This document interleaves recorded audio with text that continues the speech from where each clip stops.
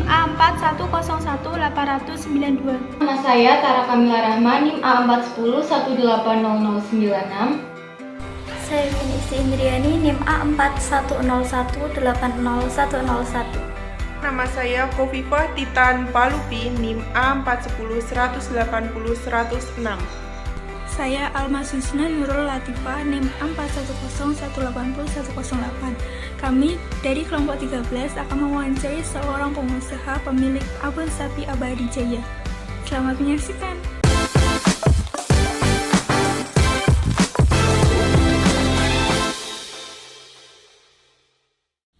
Assalamualaikum warahmatullahi wabarakatuh. Ketemu lagi dengan saya Kofifah Titan Palupi dari Prodi Pendidikan Matematika Universitas Muhammadiyah Surakarta. Nah, kali ini saya akan mewawancarai seorang pengusaha abon api di salah satu kota di Solo, yaitu Abon Abadi Jaya. Nah, sekarang ini saya dengan Ibu siapa? Ibu Hartini. Ibu Hartini. Iya. Kalau boleh tahu ini akhir-akhir ini kesibukannya apa, Bu? Kesibukannya ya mengurus usaha sendiri ini, Yes. beserta ngurusin anak. Ya, seperti itu Mbak. Oh, Sehari-hari. gitu. Kalau boleh tahu bagaimana latar belakang usaha abon ini, Bu? Ya, latar belakang berdirinya Abon Abadi Jaya ya Mbak. Dulu kita ikut bekerja di tempatnya orang Abon Abadi Jaya. Kemudian kita berkembang. Saya bisa menjualkan abon. Ya, kemudian begitu saya punya pelanggan banyak, saya mulai berdiri sendiri tahun 2003. Saya mulai berdiri sendiri ya. Prosesnya dari mulai kecil Mbak, kita dari sedikit sampai sekarang bisa. Sampai sekarang itu kita ada karyawan ada 15 orang. Oh, seperti itu. Iya. Untuk usaha ini kenapa Ibu memilih usaha abon sapi? Iya, karena kita notabene dari belakang kan bekerja di tempat abon Mbak. Jadi kita tahu, kita sudah bisa cara membuatnya, kita tahu pasarnya gitu. Jadi terus kita berdiri sendiri. Bulan seperti itu. Kalau boleh tahu tuh modal awalnya Ibu untuk usaha ini apa?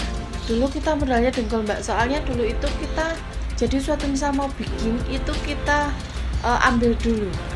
Dulu ya dagingnya itu dari perusahaan kios-kios daging sapi ya. Kebetulan kita ambilnya di kios daging sapi Sarto Harjo. Kita carinya yang bersertifikat halal ya tambah. Kalau untuk penyembelihan sapi kan ada sebagian yang tidak menyembelih di RPHL, tapi kita cari yang punya sertifikat yang menyembelihnya di RPHL karena kan menurut standar gitu. Ya MUI jadi penyembelihan sesuai dengan kriteria sapi jantan seperti itu. Dagingnya kalau untuk abon kan tidak semua daging bisa dipakai. Baru tahu jadi saya. ada daging-daging tertentu, terutama yang di paha itu. Ya, kalau buat abon karena abon itu kan riskan Mbak. Jadi kalau sembarang itu direbus nanti lunak nggak bisa jadi. Jadi harus yang berserat panjang-panjang seperti itu. Seperti itu. Iya. Kalau selama usaha ini apakah pernah mengalami jatuh bangunnya? Banyak Mbak, kita jatuh bangun. Dulu kan pernah kita berdiri pertama itu mencoba kita cari daging yang murah. Pada saat itu kita cari yang yang dari ampe jadi daging yang basah. Jadi kita saat itu kan belum tahu Mbak. Jadi nanti apa perbandingannya kalau daging kering sama karena harganya kan memang selisih banyak. Dulu kita pakai itu ternyata kita tidak bisa untung dari situ karena memang dagingnya direbus sudah jadi apa nih mimpes lah cara ininya. Ya kita dulu seperti itu, kemudian kita gali terus kenapa bisa seperti itu. Akhirnya kita jatuh pada pilihan di yang apa ya Mbak, bersertifikat itu ternyata di RPHL itu nggak cuma itu, ternyata ke usaha ya semakin bagus hasilnya juga gitu. Kualitas barangnya semakin bagus, kita juga bisa terima lah, maksudnya untung, ada untungnya gitu loh Mbak. Berarti cara ibu untuk bangkitnya tuh beralih ke yang bersertifikat. Ya. Untuk zaman dulu ya, kalau untuk sekarang kita sudah mulai berkembang ya Mbak. Jadi pasaran kita tidak cuma lokal di kota Solo aja, jadi sudah mulai berkembang ke Wonogiri dan Solo Raya sekitarnya, bahkan ada Jakarta, ada Kalimantan, seluruh Indonesia. Cuma kalau ya pernah ada kita barangnya keluar negeri itu, kalau luar negeri itu biasanya lewat orang Mbak. Jadi orang beli di sini kemudian mereka bawa ke sana. Jadi kalau kita yang agen di sana memang belum ada. Tapi barang kita sudah sampai ke Kalau di Jepang itu ada saudaranya suami, dia di sana. Kalau biasanya kalau pulang dia bawa dari sini seperti itu. Kalau yang di Jakarta dan sebagainya kan sekarang ya Mbak, zaman sekarang sudah lewat online jadi mereka sudah pandai semua memilih, karena abon itu kan banyak sebenarnya di kota Solo, bahkan di kota-kota lain kan banyak perusahaan abon Mbak. Tapi karena memang abon itu punya spesial rasa sendiri di lidah mereka, jadi kalau mereka cocok dengan lidah kita, rasa kita, mereka pasti kembali ke tempat kita. Kalau mereka cocok dengan lidah yang produk lain, mungkin dia kembali ke tempat lain. Tapi alhamdulillah selama ini lancar dan insya Allah sudah mulai berkembang. Gitu. Berarti model promosi produknya ibu tuh dari orang ke orang atau lewat iklan atau lewat mana? Iya, kita dulu cuma dari orang ke orang ya Mbak. Orang yang beli, mencicipi, kemudian dia mungkin cocok rasanya, kemudian dia menyebarkan kepada saudaranya, ke temannya dan lainnya. Kalau sekarang ya karena memang terbawa zaman ya, sekarang sudah ada online ya, sedikit-sedikit sudah mulai kita juga bisa online juga, kita lewat Shopee seperti itu. Jadi kita sudah mulai berkembang banyak.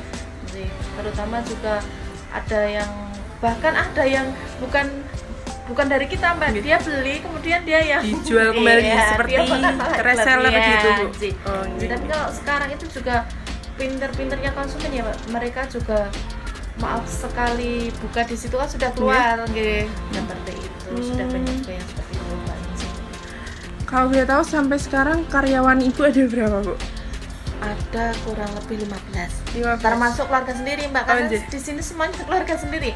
Jadi saudara-saudara seperti itu. Apakah ada kemungkinan usaha ini akan turun temurun atau bagaimana Bu? Insya Allah ya Mbak, karena untuk mengikuti zaman sekarang saya sudah gaptek Mbak. Jadi saya untuk mengurus seperti perpanjangan MUI aja sudah mulai menggarap itu sudah mulai dari internet semua. Sebenarnya saya sudah nggak bisa. Kalau untuk pajak juga lewat HP semua, lihat internet semua, saya sudah nggak mumpuni Mbak. Jadi insya Allah nanti turun ke anak saya. Saya kan ya kebetulan jurusannya ekonomi akuntansi. Jadi ya insya Allah saling berkesinambungan. Seperti untuk kekurangan orang tua.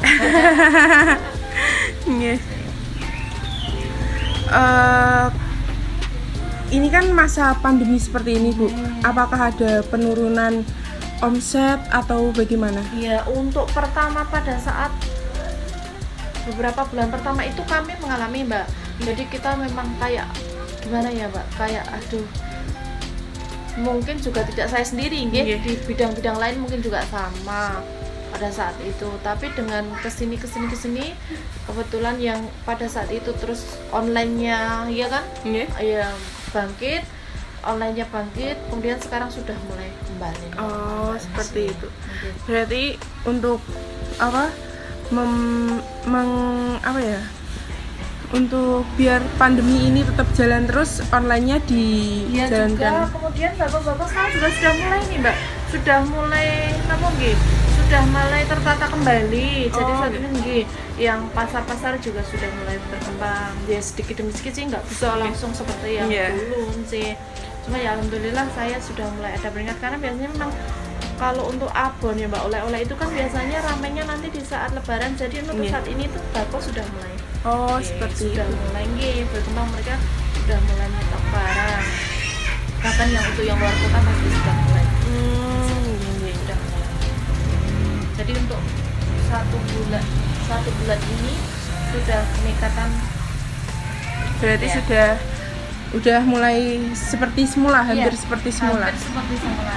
Kalau seperti dulu itu ya belum, Mbak. Oh, iya. Belum, karena dulu itu kalau biasanya kalau mau Lebaran mau puasa sudah seperti ini sudah.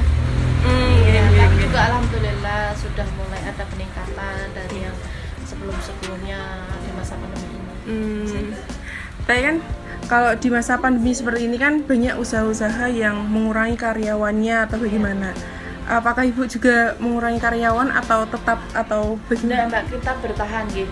Kita berusaha bertahan seperti apa ya, karena kita menyadari pandemi ini gitu. Masa pandemi ini jadi ya kita berusaha supaya bisa tetap berjalan, Mbak, tanpa adanya pengurangan karyawan gitu. Tapi ya alhamdulillah berjalan dengan lancar gitu. Walau cuma di awal itu, Mbak, yang agak memang turun drastis. Paling berapa ya itu 1 bulan atau 2 bulan. Mungkin perlu beradaptasi lagi seperti itu, Bu. Kalau sekarang sudah insya Allah sudah lancar gitu. Cuma ya enggak seperti dulu, belum seperti dulu. Nah, kan Ibu sudah mempunyai usaha seperti ini. Menurut Ibu, kalau kita sebagai mahasiswa dan teman-teman lainnya, kalau ingin membuat usaha itu sesuai hobi atau sesuai peluang yang ada? Kalau menurut saya ya, Mbak,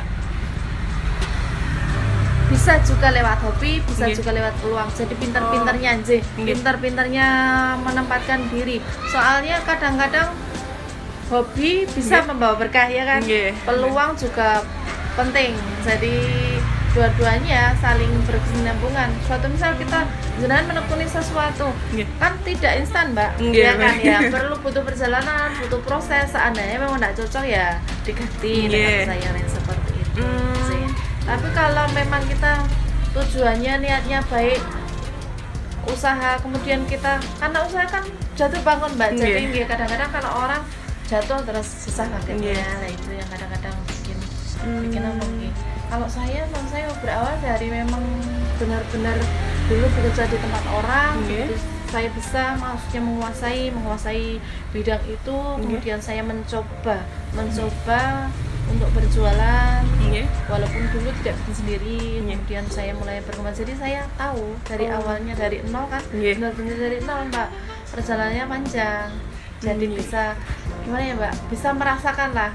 Dulu saya kan Mbak, dulu saya sendiri, Mbak, yang nangani. Saya dan suami, kemudian dibantu adik, baru setelah berkembang kita cari karyawan. Karyawan pun sebenarnya cuma tidak jauh dari lingkup kita, saudara-saudara kita seperti itu. Kan produknya Ibu kan sudah sampai ke Wonogiri, bahkan ke Jepang dan lain sebagainya. Apakah ada rencana untuk membuka cabang abon ini di kota lain gitu, Bu? Kalau untuk sementara belum ya, Mbak, kalau bukan di tempat lain. Karena sekarang sudah lewat online juga sudah banyak ekspedisi paket-paket yang sudah bisa membuka. Sebenarnya pengennya juga seperti ini, Mbak, kita buka di cabang lain. Semoga aja. Amin, Bu. Nah, sekarang itu, Bu.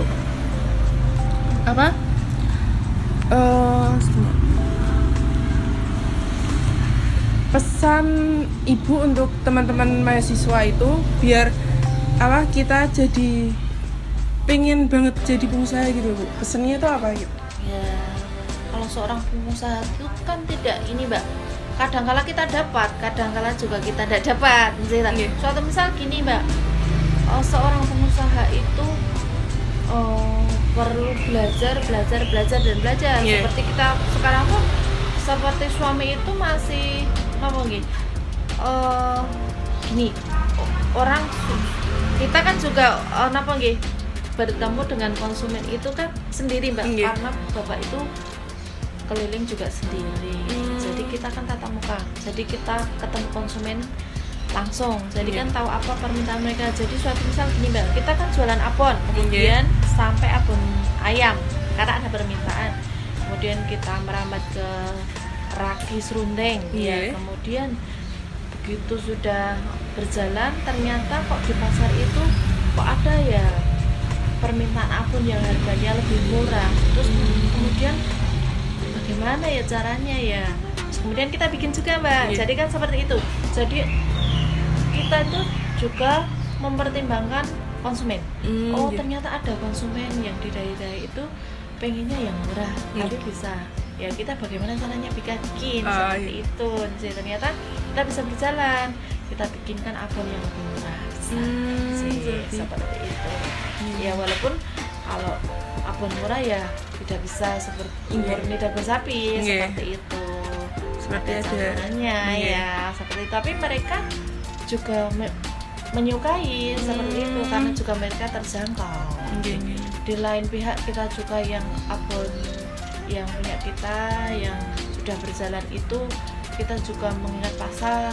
Kalau ada yang kecil-kecil Mbak, kita bikin yang kecil-kecil mulai dari yang harga 10.000. Iya, itu 50 gram sampai 100 gram ada, 250 gram ada. Seperti itu Mbak. Karena memang pasarnya kita kan kalau Solo Raya, mohon maaf kalau yang di Solo, Solo tentunya sudah pasti ya Mbak. Orang banyak yang buat oleh-oleh dan sebagainya. Konsumsi kalau yang di daerah-daerah kan buat konsumsi mereka pasti uang seadanya. Ya seperti itu. Kita jual mulai dari yang kemasan kecil gitu. Seperti itu ya untuk terima kasih atas ilmunya atau pengalamannya segalanya. Semoga memberikan motivasi buat teman-teman kita semuanya yang ada yang di mahasiswa-mahasiswi yang ingin menjadi pengusaha ke depannya. Semoga usaha Ibu semakin lancar. Terima kasih. Terus menggali potensi yang bisa apa. Kemudian kalau ada peluang suatu misal karena usaha itu kadang-kadang timbul begitu saja Mbak. Suatu misal kita lihat apa, mungkin jadi inspirasi seperti itu. Kadang-kadang ada orang jualan apa, oh iya, mau ikut-ikutan ya bisa jadi seperti itu sih. Ya, banyak-banyak belajar. Siap. Terima kasih Bu. Nah teman-teman, seperti itu wawancara yang kami lakukan. Semoga kalian semua yang menonton termotivasi oleh abon sapi di Solo ini. Nah, sekian dari saya. Wassalamualaikum warahmatullahi wabarakatuh.